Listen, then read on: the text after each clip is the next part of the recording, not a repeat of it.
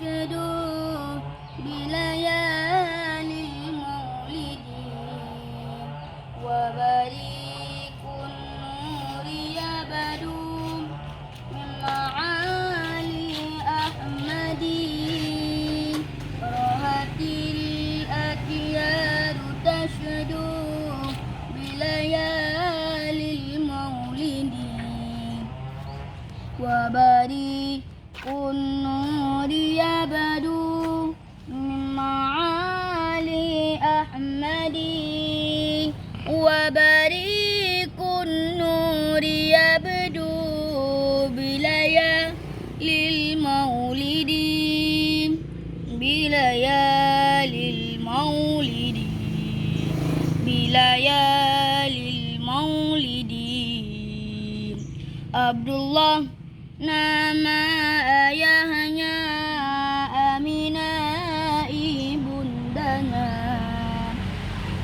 Abdul Muttalib kakeknya, Abu Talib pamannya,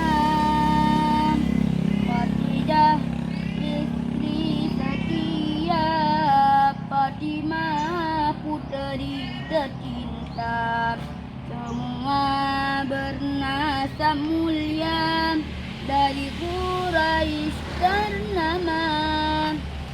Inilah kisah sang Rasul yang penuh suka duka.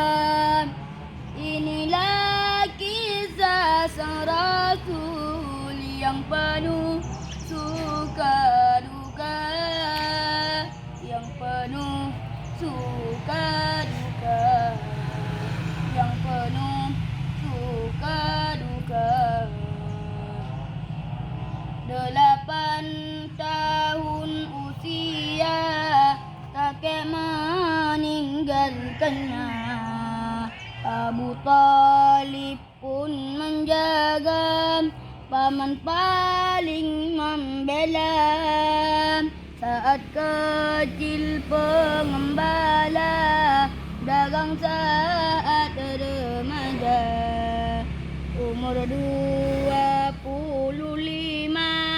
menteri istri Khadijah. Inilah kisah sang Rasul yang penuh suka duka. Inilah kisah sang Rasul yang penuh suka duka, yang penuh suka duka, yang penuh suka duka. Umur ke-30 mempersatukan bangsa. Saat peletakan batu Hajar Aswad mulia, genap 40 tahun mendapatkan risalah. Dia pun menjadi rasul akhir para anbiya. Inilah kisah sang Rasul yang penuh suka duka.